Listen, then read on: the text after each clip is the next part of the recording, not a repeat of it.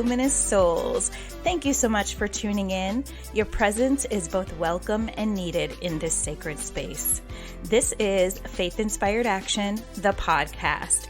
I am Tara Todd, multi-passionate healer, faith fanatic, plant medicine enthusiast, and co-creating queen. Nope, never been called modest. But I am your host, and I am so excited to venture on this journey with you. I help people remember who they are and harness their power to curate the life they desire. So we'll have conversations around mindset, metaphysics, faith, personal development, and expansion. I believe in one consciousness and the interrelation of all living things. So let's water each other's tree, nourish one another's soil, and empower humanity to align, transform, and transcend into their divinity.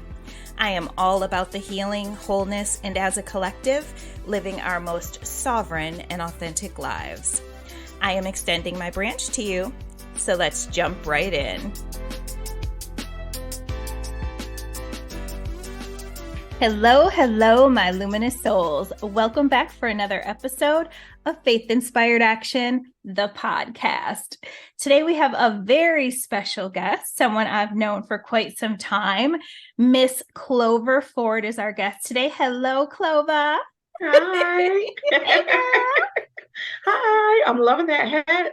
Thank you, my love. Thank you. So there's a lot that we're going to be able to talk about today, and I'm really, really excited for you guys to hear about Clover's trajectory and her evolution, which has been so beautiful. Clover is an author of a book, and then she got all fancy on us and came out with a show, a scripted show, and she is a writer, producer, director, and actor. So yes, welcome, Clover. Welcome. We want to hear all the good stuff from you today. So I'm excited. Yes. So happy to be here. Thank you. And thanks for giving us your time. So I'm not going to belabor the moment. We're going to jump right into it. And I really want to talk about the moment that your creative side kind of, caught you by the throat and said, all right, girl, we're doing this. Like, what was going on in your world, and what was that whole kind of transition like for you? Listen, so I gave you just a little snippet before. So it was crazy. It was a crazy journey, but we're here. However, I'm just going to walk you guys through like a little synopsis of how I got here. So my husband and I, we went to the beach. I want to say February of 2019. I would never, ever forget the year. I was going through, when we left the beach, I felt like I left my soul at the beach. And that's the best way that I can describe it, because I don't know what was going on, but I just could not find myself after we left the beach. And the more the months and the year went on, I felt like I was in a sunken place, like literally a sunken place. Yeah. So I remember going to the doctor, and I always lie to the doctor when they ask, are you depressed?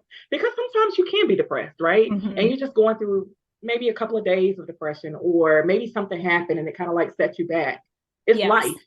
Yes. So I always lie and say no, because I don't want that on my paperwork. I don't want that out in my history. The stigma. Yes, I didn't want that there. But this time I said yes, because I couldn't shake it. I didn't know what was going on. I was afraid because I didn't want to be here anymore. I was literally fighting for my life. And she gave me some meds, and it helped a little bit as far as like sleep goes, because I was losing sleep. I wasn't sleeping. So it helped a little. And during this time, my kids were in college and we were empty nesters. So you said it before, there is a such thing. Having empty nesters, anxiety or like depression? Syndrome, I think it's syndrome. Something. Like, yeah. So, and me and my daughter and my kids, like, we're really close. So, even though we talked every day, it just wasn't the same, right? So this was the summer of 2019. My daughter came home. We went to go pick my son up from college, and on our way home, she introduced me to Ari Lennox. And I liked the music. I liked her sound, but it had to grow on me, right? So that was maybe like June or July. I would say August is somehow Whipped Cream by Ari Lennox was reintroduced to me. And I fell in love, and something about the music, something about the melodies was familiar to my ear. It had like an old school vibe, like an 80s vibe, early 90s vibe. And I slowly felt myself coming out of depression. And I just kept praying and praying and praying to God and asking him, to kind of like lead and guide me. I'm fighting, literally fighting for my life. And he gave it to me. He gave me my chocolate. He gave me, the context behind my chocolate is, going to be about colorism. I want you to reach out. Like, this is going to be not a campaign, but it's going to be what do you call it? Can't think of the name of it right now, but basically everybody's going to know about this. Excuse me. So I was like, okay, cool. So I want you to give it to me, God. So he gave it to me. He was like, you're going to, make a social media platform surrounding colorism. And you're going to start with the Instagram. You're going to keep it off Facebook because nobody's there but family and friends. And I want strangers to know about you. I don't want it to start there. Right. Wow. So I started it on Instagram, and that platform grew quickly to like 30 something thousand followers. And I was afraid because I'm a private person. I'm like, oh my God. 30-something thousand people follow my page. I don't know what to do with this. But anyway, so I kept going, and day in and day out, he was just giving me stuff, like the content to put around it. Wow. I was reaching out to celebrities. I was interviewing celebrities based on colorism. He gave me the book. I wrote the book in like 15 minutes. I didn't write the book. The Spirit led me. Right. Like, so I want to interrupt you there. Go ahead. Because I want to kind of give people a little bit more background. So first of all, Tiffany is a singer. I've always known her to sing. She has an insanely beautiful voice. So she's always been creative, but her and I met in our mortgage jobs. And so that was what took up the bulk of our life way back then. Excuse me. So I wanted to make sure that you guys understand what she's talking about. My chocolate was her first non-baby baby. That was the book that she birthed. And the book is based on the experience of a young girl who is dark-skinned and what she experiences with colorism. And it's interesting too that we're even talking about this now, because it's become so much of a bigger topic, so much of a bigger conversation since you wrote the book. And I'd like to know a little bit about your personal experiences, because I know that was something that was in your heart and soul. And I love that you and God co-created that, and that you channeled that book. You channeled that book. That's nothing but God working through you in it. So I want to hear just about like your personal experiences and what you put into the book that was, what little Tiffany went through. Yeah. So for those that don't know, my legal name is Tiffany. My pseudonym is Clover. It's okay. So my author name is Clover Ford, and that's okay. And I gave Tara a little snippet of why I chose to go by that, and it's okay. I'm mortified. It's not a secret. It is not a secret, and I tell people that. But I chose to go by a pseudonym for privacy reasons. But my legal name is Tiffany, and that's okay. That people know that is okay. But for the background of colorism, I think that even you and I had a conversation about this in our mortgage days, which is crazy. Like, it still stayed with me that long. And I think I was in my early 30s when we worked together, I was in my late 20s. So in my high school years, and it started at a young age, but it just wasn't as bad as it was until we moved to the inner city. And it's crazy to say that because we're in the South and it's not really inner city, but it is inner city to me. Yeah. So when we moved to the inner city, it was a predominantly Black school. Interesting. And that's when I started having issues. Um, so before we moved to the inner city, we lived in like the country of the country. And it was a predominantly white school. I was gonna So say, yeah, it was a predominantly white school. And I had few issues, but not that many issues. Most of my family went to, the school that I started at. So I didn't have that many issues. But once I went to the inner city school, before we actually started going to the inner city school, we actually went to a church in the inner city. And those kids were totally different breed from the kids that I was used to. And I, was getting teased about my dark skin, but it was okay. It was okay that I was getting teased about it because I, at a young age, was still confident in my dark skin because that's, the complexion of my dad's people, and we're confident people. So that was just, in me. But the fact that it was coming from our people, that's what bothered me. Shocking, right? Yes, it's like what bothered me. I explain it to people like it's almost like culture shock. Yes. Even though it's your own culture, it doesn't matter. It's still like, what? Like, yes. It's just, it hits so different. It does. And so I remember, so I was in the 4th grade when I was in the inner city, and I remember this girl she was in my class, and she came up to me and she was like, my cousin says you're ugly. And I'm like, that's brave of her to come up to me and tell me that. It wasn't about, she was like, she says you're black and you're ugly. And I was like, okay, cool. Show me your cousin. Like, her cousin was in the 5th grade. We're in the 4th grade. So she shows me her cousin, and I'm looking at her cousin like, that's your cousin? Has she looked in the mirror? Like, has she looked in the mirror? Lord. So for me, I honestly don't allow people to project their insecurities onto me. So that's basically what it is when it pertains to colorism. They're projecting their insecurities about, your dark skin onto you. And that's not okay with me. But like I said, what bothers me is that it's coming from my people. So fast forward to high school, my car was vandalized, which is where the short film came from, called Vandalized. And it was vandalized by our people. Wow. I made cheerleading my junior year of high school. And once I made cheerleading, all hell kind of like broke loose. And me and one of my best friends, we both were dark skinned, and we were teased. And don't get me wrong, because I have a mouth on me too. I will give it back to you. So we gave it back, but still, like, it was half of the school that was against us. And, we were teased, we were bullied. I remember sometimes we would want to go outside and play, and boys would basically bully us, and we just go back in the house and call it a day. My car was again vandalized, which is what the short film comes from. Blackie was like spray painted on my car. That was a big issue. We couldn't do anything about it, but I saw it coming. I knew that it was going to happen that night. So if you watch the short film, it kind of shows like how it led up to that moment.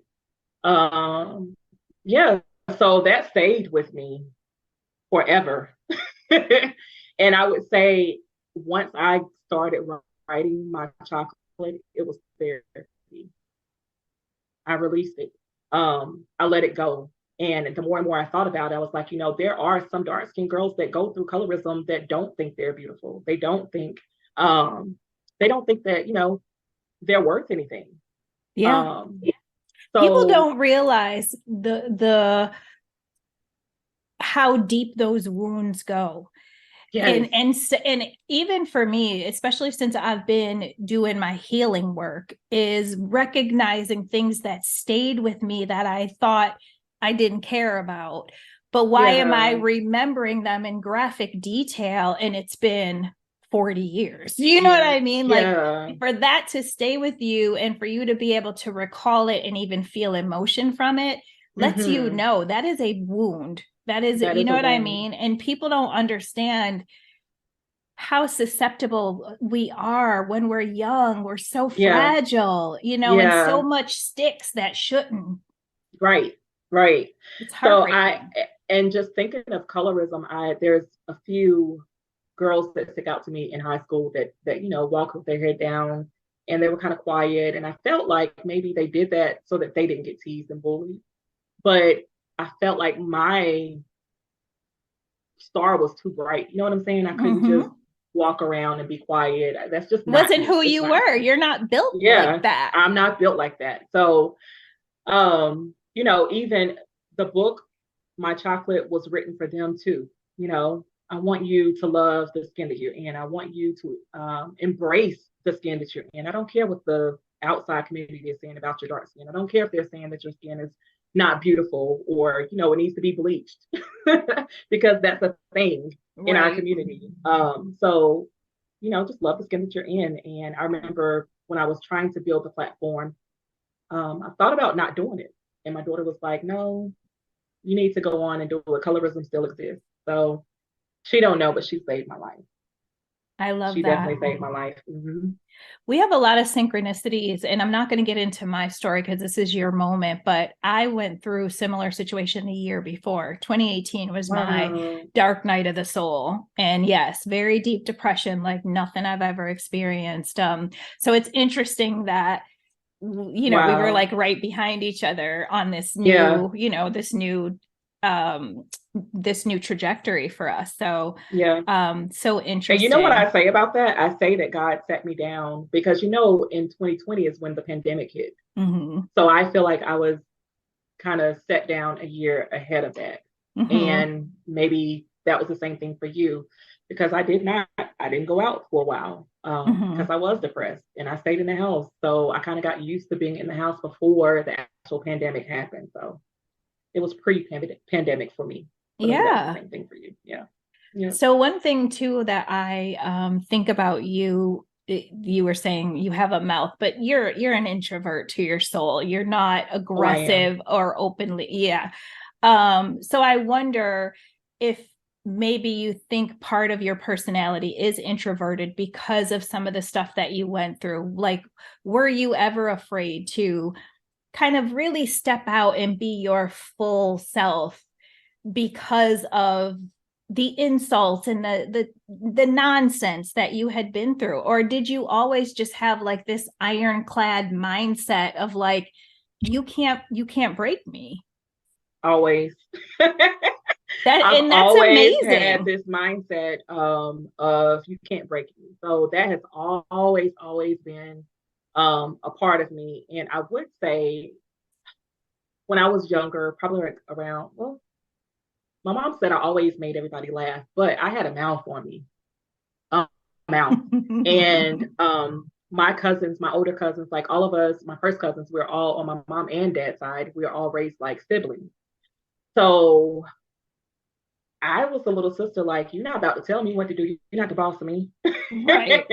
So I've always had a mouth, but when there was crowds that I did not know, I was quiet. And I get that from my dad. My dad is really, really quiet, super quiet. Like he's quieter than me. And he's a true introvert. But then I get that fire side, you know, I'm this, from my mom. So I'm a mixture of my mom and my dad both. So if I'm around people that I'm real comfortable with, then you're really gonna get the true Clover. But if I'm not, I'm introverted. Very much. What's your sun sign? My son? Your sun sign? I don't know, but I'm an Aries. You're Aries. That's your sun sign. Oh, that's my sun sign. But you know, everybody. I didn't even know you were Aries. It's like two part. Like, your sun, moon, and your rising. There's I don't know the rest of that. I just know I'm an Aries. Yeah. I'm a true Aries. I didn't even realize you were an Aries because I'm a Leo. Really? So we're both fire signs. Yeah. Yeah. Which explains why we both had moments of clashing and then moments where we love each other. It makes perfect sense to me. My husband's a Virgo, and we go through those moments of clashing. He's a fire sign. I'm a fire sign. So it makes sense. Perfect sense. That's interesting. Before we move on to the next topic, are we going to see any more books from Clover Ford? Ooh, so I love to write, and I don't have anything like in mind for writing, but as far as books, you're open. Yes, so I'm pretty sure on down the road you probably will see something. But I enjoy writing. And before we move on, I also want to say, it makes perfect sense to me why God is choosing to utilize you to lead the voice of colorism or lead that mission, because you do have that ironclad mindset in that. So you are the ideal representative to influence people and encourage people and motivate and inspire, because you have the sad stories. Most people let those stories break them. So you're able to teach them how to withstand and still live their full, authentic, true self and not hide and not play small, to think that they need to do that to fit in or to be accepted. So it's all coming clear to me now. I love that. I love that. And it's crazy because at my book signing, one of my friends from, she's one of my friends from my hometown, one of the only friends that I have from my hometown, but I don't consider her to be dark skinned, but I guess she considers herself to be dark skinned. She's brown skinned to me. But at my book signing, she said she's learning to love the skin that she's in. And I'm like, that's shocking, because I never knew that. I never felt that from her. Yeah. So many of us, you would never know. Never know. We hide so many insecurities. So I want to jump into the big project, which is your beautiful web series, which is also now streaming. So Hopeless Romantic. I need all the deets. Like, I need to understand, like, yes, you as a married woman, what made you interested in having conversations about single people and their crazy dating lives? And like, how was this even birthed? I'm super interested to know. So I can imagine. So it's crazy. So, okay, I'm not a hopeless romantic. I have never been a hopeless romantic. In my mind, it's always just been like, if it happens, it happens. I don't force anything, absolutely nothing. So anyway, during the time that I was building out my chocolate, I did the short film, right? So that was accepted into the Charlotte Black Film Festival. And being a part of that film festival, I was compelled to continue writing, to continue creating, to continue producing, you know? So I forgot about your short film. Series. Yeah. I forgot all about that. Yeah. It's okay. But that is exactly what put me on the path to creating this web series. I was like, I want to do a web series. So I don't know how I came across Issa Rae's Awkward Black Girl, her first web series. Yes. And I was like, I can do this. I can definitely do this. So during the process of creating my chocolate, God, when he gave it to me, he was like, I want you, right? But I was afraid to do it on my own. And I wanted a friend to join me. And that did not work out. And to this day, we are still not friends.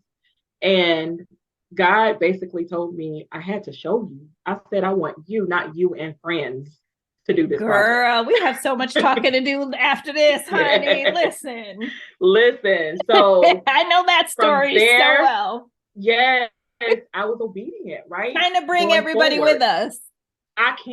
You cannot bring everybody with you. You cannot. It's not for them. That is still speaking to me. That is still every day, right? Like reminders. Yes, man. I can go down that rabbit hole, but I'm not. Yes. So getting back to Hopeless Romantic. So I was like, I told one of my friends, which she did join me on the Hopeless Romantic project. And that's a perfect fit because we just vibe like that. But anyway, I told her, I said, I want to do a web series, but I don't know what I want it to be about. So that was like a year before we actually started writing. So over the year, I'm just like, I don't know what I can write about. I don't know what I want it to be about. I'm going through my phone and I have, my friends are hopeless romantics. Like they're true hopeless romantics. And I can't even tell you, and I'm sorry, I'm about to publicly say, whenever they're telling me about their relationships, I get annoyed. Yeah. Like I don't want to hear it again. Yes, like the situations, like I'm like, let it go, sis. Like right. we're out at restaurants, I'm like, oh my God, he's fine. Like, why we can't just enjoy this brunch, this dinner? Like, they gonna come. Trust me, they're gonna come. And then I'm on social media and I'm saying all these posts from females about how they're over this guy, but then the next week they're with the guy, they're so in love. And I'm like, you know what? It's a whole bunch of hopeless romantics out here. And then it dawned. I'm like, hopeless romantic. That is the name of my series. Perfect. Yeah. So that is what birthed the name of it. But then I grabbed some of my friends and we began writing. If you ever need stories, I've got some for you. Come on. Season 2 is in the works. Come on. It's funny too, because that'll be a topic that like you'll never not have content. Exactly. I mean, if you look at shows that are out there now, that's really what the context of the show is about all the time. It's about love. It's about a man chasing a female or a female chasing a man. Yeah. But right. Somebody chasing somebody. Somebody chasing somebody. It's all about hopeless romantic. So yeah. So what has doing this project taught you about yourself? How have you grown or changed through the evolution of hopeless romantic? I would say it has taught me that I can do it, right? A lot of times we question whether or not we can do it. We have all of these ideas. Some of us have all of these ideas that we want to do, and we'll put it to the side like, I can't do that, it's too big, or you're dreaming too big. It's not. You can do it. You can do it. And that is what it's taught me, that I can do it. Like nothing's too big. I love that. Yeah. I love that. And it has taught me that I can manage a company as well. Like I can run the show. Boss vibes. I definitely, there you go. I was the showrunner for Hopeless Romantic. So basically, yes, you were. Everything you see, it was all Clover. I had my friends, they was pushing it, but the mastermind was all me. And that's one thing that I've always been afraid of. I know in corporate America, a lot of people have come to me like, I think I should be a manager. I'm like, I don't want to manage people.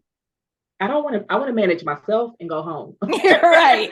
I came here to get paid, go home, do the work and go home. Yes. But with this project, it's taught me that I can do it. You're capable. I'm capable. Yeah. I love that.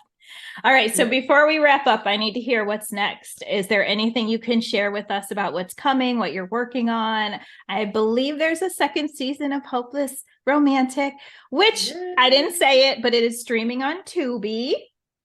That's where I binged it. Yeah. So what's coming, what did you think honey? About it? Did you like it? I did like it. I think it's a lot of fun. I think it's, because I know you, so it's very much Tiffany's humor and realistic interactions. Like I could easily walk on set and be like, hey y'all, and join right in, because that's just like the energy that you bring. And I feel like that's the energy the cast brings of like, so yeah, I think it's so fun. And it's just, I don't know. I watch it and I'm like, oh, my baby girl, even though like we're not that far apart in age, but still it's like, I love to see my people growing and thriving and like doing what they were sent here to do and doing what they love and enjoy, because life is too short to not. And so it just, that's what really, it just fills me with a lot of pride for you. Yeah. Well, thank you. I appreciate that. So what's coming? So what's coming? So we are working on season 2 of Hopeless Romantic. And let me rephrase that. We're not working on it yet, but we're in the writing phase of Hopeless Romantic season 2. And we're campaigning for funds. So, hey, if you're out there, you're listening and you want to donate or sponsor, we are taking donations and sponsorships. So www.mychocolatefilms.com. And we will have all the links. Yes. And so you can probably expect to start seeing us filming towards the end of this year, beginning of 2024. So that's what we're working on. Super exciting. Yeah. And real quick, I know, so in 2019, I was in California. And you and I were texting, and you had mentioned a specific location that you were interested in moving to. I can't Culver remember. Yes. Yes. Is that still a part of your thought process? Are you thinking Yes. eventually transitioning to Cali because now you're in the biz? And Yeah. so that's still, how's Yeah. your husband feel about that? Is he totally like, let's do it, like excited, or is he hesitant? Because you've been here your whole life. Our whole life. And when I tell you he loves here, he loves here. Yes. But I will tell you that he does love California too. Okay. And he recently has been open to saying, yes, I want to move there, but how are we going to afford it? You know, I'm trusting Girl, God that I he's going was to getting open ready to doors. say the how is not your job. That's not Right. your There you job. The go. how There is you go. God's job. Our job is Yes. just to hold the vision, honey. And you got the Yes. vision. You got Yes. it. Preach to me to the T. Yes, I receive it. But yes, that has been. I'm just going to tell you this. I don't know how much time we have. 5 minutes. So the first time that we went to California, I wanted to go to California. I don't know if I ever thought about living there, but I just always thought that it was so pretty on TV, right? Yeah. The kids were 11 and 12, and my cousin Sean lived out there, so we went to go visit him and his wife. And I was like, oh, it's nice out here. Oh, cool. So we're headed to, I think, Universal Studios. And as we're there, I'm hearing like all of this old school music. And I want to say Dr. Dre and Snoop Dogg, Tupac. Yes. And there was some other old school like R&B, like 70s music. And I'm like, oh my God. Like, I was like, I feel like I'm at home. Yeah. I feel like I'm at home. Yeah. And I think I need to live there. I need to move here. So since then, that's been in the back of my mind. Yeah, you're manifesting it. That's awesome. Yeah. But it's going to happen. I have no doubt. Yeah. All good things coming. 2 years. I'm excited to see how it all comes to fruition for you, and just to watch you soar. And and that you're doing what you love. Like, that's just such an important thing to me at this stage of my life, is you have to have passion for something. Yeah. You know what I mean? Otherwise, all the crap we go through isn't worth it. It's unnecessary, right? It's unnecessary. Yeah. And I think I told you that, like, I'm in a stage in my life right now, exactly what you just said. Like, if you're not fulfilling your passion, like, then what is it for? Like, you need to find out what that passion is. Like, what is it that you love to do? What are you here for? And you need to fulfill that. And if you're not doing that, then you're wasting time. You're wasting time. You just need to figure it out. But a lot of people do come to me and they're like, you know, I don't know what I'm here for. I don't know what my passion is. I'm like, it's something that you love to do. Trust me. And you need to hone in on that. Yeah. So, yeah. But yeah, it's so good chatting with you, TT. I know. I really enjoyed having you. Thank you so much for giving me your time and for just sharing with us, like, your evolution and what you have going on. Somebody out there definitely is interested in doing some of the things that you're doing. And so you've inspired them and, motivated them. And so that's what we're here for. That's the point of the show, is to give you a little bit of hope and sometimes some solutions, some practical solutions, and just know that you're not ever going through anything alone. We've all had our fair share of the yucky stuff. So there you go. Yes. So thank you again, Clover. I really, really appreciate you. I love you, girl. And I love you. Thank you. And to our listeners, I just want to remind you of how important you are and how needed and necessary you are, and how much I love you. And I speak blessings into every area of your life.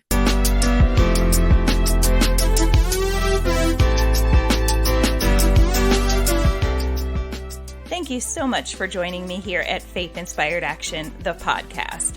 Whether this is your first listen or you join me regularly, I am eternally grateful. I hope you enjoyed this episode. Please do me the honor of liking, subscribing, and leaving me a comment or review. I'm totally up for connecting online too, so please follow me on Instagram at Faith Inspired Action. Then go to my link tree to join my private Facebook group and check out my current offerings. I welcome your questions, feedback, and insights. Also, if you have something amazing to share with the world, I'd love to invite you on a future episode. Just direct message me a basic synopsis of your story and include your email.